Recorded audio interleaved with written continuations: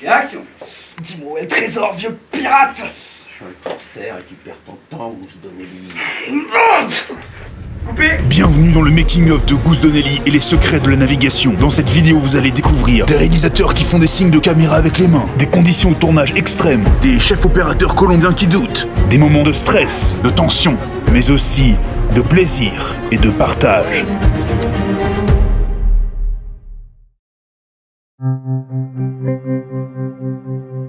En fait, le projet de navigation, ça vient d'une petite histoire que j'ai vécue dans les Caraïbes. C'est vrai que quand on a des soucis en navigation, ça prend tout de suite une ampleur incroyable, quoi.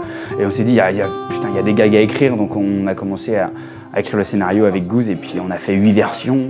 Ce qui se passe, c'est que je fais toujours une ou deux versions. Une fois que la version elle est complète, je l'envoie à Robin ou à d'autres personnes qui sont susceptibles de l'analyser ou de travailler sur le projet. Presque 1 an d'écriture de scénario, et en tout 1 an et demi de prod, je dirais. Voilà, donc c'est vrai que ça a été beaucoup de prépa, ce projet, quoi.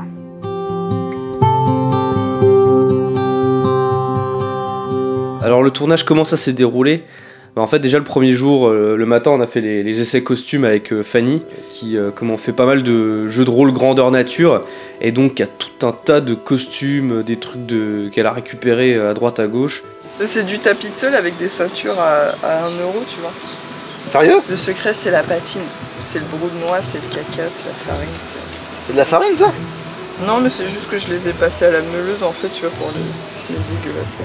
Le challenge, c'était de trouver le costume d'Alfredo, le nouveau personnage, donc personnage du majordome. Disons que je suis pas là pour remplacer Quechua parce que je suis un autre rôle. Je suis un rôle parlant où je dis des trucs, etc. Disons que c'est un rôle assez différent, mais je reste toujours dans l'accompagnement du héros principal. Moi j'espère ne pas mourir, quoi. J'aimerais bien en faire d'autres, quoi, des rôles. Si on trouve que je suis pas trop envahissant. Alfredo, c'est le mélange parfait entre Alfred et Bernardo. Alfred. Après les gens ils veulent le retour des Quechua, mais Quechua il est mort, quoi. Faut accepter. Là pour l'instant c'est Alfredo qui le remplace, hein. Il est relou et il est là, quoi. Timothée, t'es en train de faire quoi là? Je nettoie les objectifs pour avoir une belle image.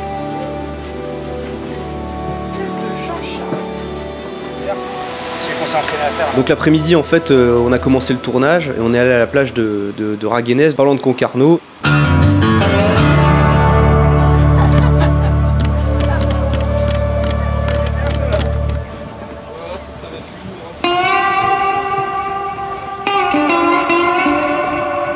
On a fait croire que cette plage c'était l'île déserte en fait. Le souci c'est que c'est une plage qui est extrêmement touristique, donc il y avait énormément de monde. C'était assez compliqué en fait à tourner, on n'avait pas forcément de tranquillité. On va peut-être devoir dégager 1 ou 2 pécores là, qui sont sur le décor là. Par exemple ces 2 cons là-bas, là, on va devoir les enlever. Bon, on a réussi à le faire, quoi. On commence, moteur. Navigation, podcast 9, plan 1, première.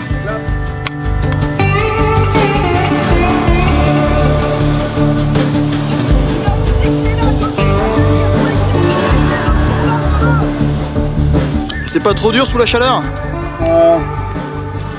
J'aimerais bien te répondre non, mais...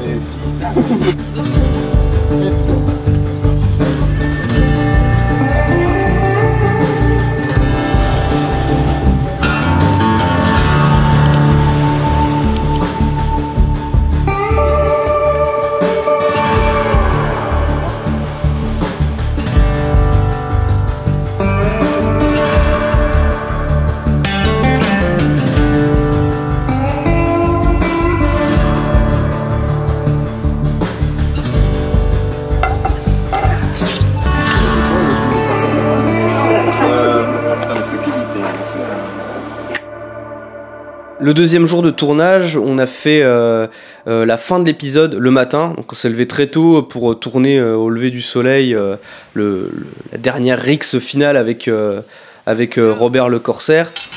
Voilà, comme ça. Là tu pars le coup, tu lui pars son coup donc tu l'envoies à valser. En fait, ce qui serait cool c'est que tu l'envoies à valser du genre. J'ai choisi de tourner cette séquence le matin avec une lumière rasante pour exprimer toute la beauté et la profondeur du personnage.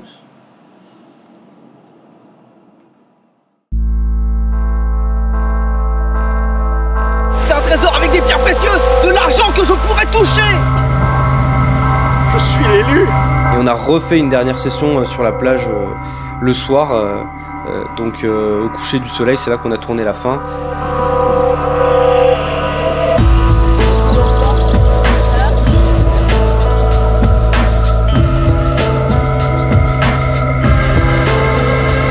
Il était très important pour moi de tourner ces séquences à 2 moments différents de la journée. Qu'on sente que le temps passe et coule telle une rivière. Il va faire ça, il va faire.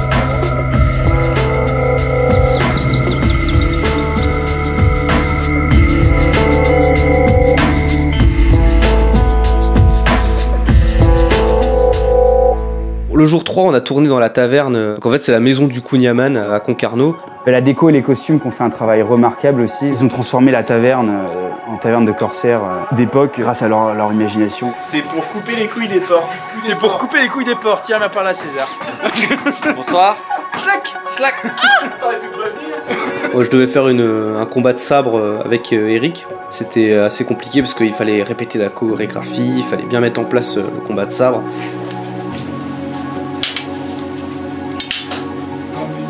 C'est assez chaud, c'est la partie la plus compliquée. C'est là où il y a besoin de beaucoup de figurants. Putain, ils s'habillaient vraiment comme des technos à l'époque. Ah merde, putain. Salut, je m'appelle Zach, je viens de Concarneau. Je suis venu hier boire un coup, on m'a recruté pour faire le pirate. Donc l'anecdote intéressante sur les costumes, c'est que les costumes là, ils ont servi pour l'épisode 37 de What the Cut, donc pour le court-métrage au début avec la machine à internet. C'est un petit peu un honneur de les avoir eus après Antoine Daniel. N'oublie pas, faut que tu te places, une fois que tu es là, faut que tu te places comme ça dans l'action. Et quand il va le plaquer, plein de petits effets spéciaux aussi assez intéressants. JC avait inventé un système de compresseur avec un souffleur pour les matelas gonflables, je crois. Et quand je retirais le sabre, l'eau giclait littéralement et c'est ça qui donnait cet effet. Donc c'était assez impressionnant de sa part. Goose devait éclater une bouteille sur la tête de Robert le Corsaire. On a répété la prise plusieurs fois avec une bouteille en plastique. Et ensuite, pour la vraie prise, là, fallait pas se louper. Il s'avère que la bouteille il y avait du sucre agglutiné au fond. Et du coup, ça a fait un bloc assez solide, même très solide. Et quand Goose a éclaté la bouteille, et ben, ce bloc a ouvert ici l'acteur. Du coup, on a relevé Eric, il était pas bien, il était sonné, puis il est parti, on l'a déshabillé, puis il est parti aux urgences, quoi. Finalement, pendant 40-50 minutes, on n'a pas de nouvelles, et finalement, il téléphone, et il dit c'est bon les gars, j'arrive, quand j'arrive, faut que tout soit prêt, on fait la prise, et on finit, quoi. Très grosse frayeur, et tout le monde s'en est voulu, notamment moi, Goose, Fanny. On est une équipe, donc on est tous soudés, on connaît les risques, même Eric, hein, il connaît les risques du métier. Et il nous en veut pas du tout, quoi. Donc on apprend de nos erreurs, comme on dit. Voilà. On l'a fait, on a fait la prise et on a réussi à finir le tournage, quoi. Oh. Oh.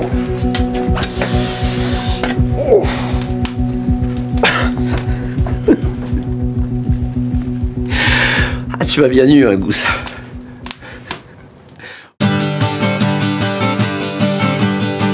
On a fait la partie documentaire expérience. On l'a fait au mois d'août, donc le 6 août et le 18 août. Donc le 6 août, on a filmé à Concarneau.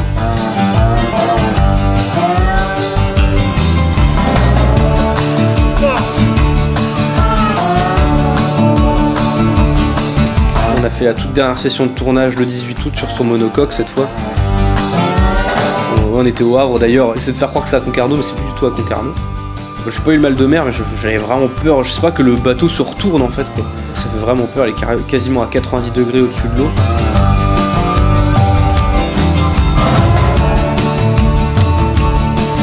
Au final, c'est Robin Ferron qui a eu le mal de mer parce que il était concentré sur la caméra et du coup il a eu le mal de mer et il a failli vomir. Voilà.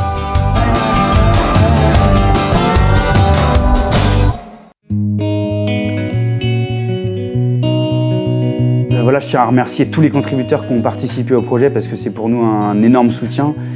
Ça fait super plaisir de voir qu'il y a autant de gens qui aiment The Experience et l'univers de Goose Donnelly. C'est quelque chose qui me gêne énormément de demander de l'argent aux gens et au final, quand j'ai vu le résultat, j'ai vu que les gens ont donné, tu te dis merde, ça fait plaisir quoi, ça veut dire que les gens ils aiment bien ce qu'on fait, ça donne une petite lueur d'espoir et on sent une reconnaissance dans le travail, on met vraiment beaucoup de temps dans ce projet-là, donc le fait d'avoir eu cette contribution, c'est vraiment une récompense pour nous. Ça nous force et ça nous motive à continuer, à se dépasser toujours plus, à faire de mieux en mieux. J'espère pouvoir continuer à faire rêver les gens, ça fait plaisir.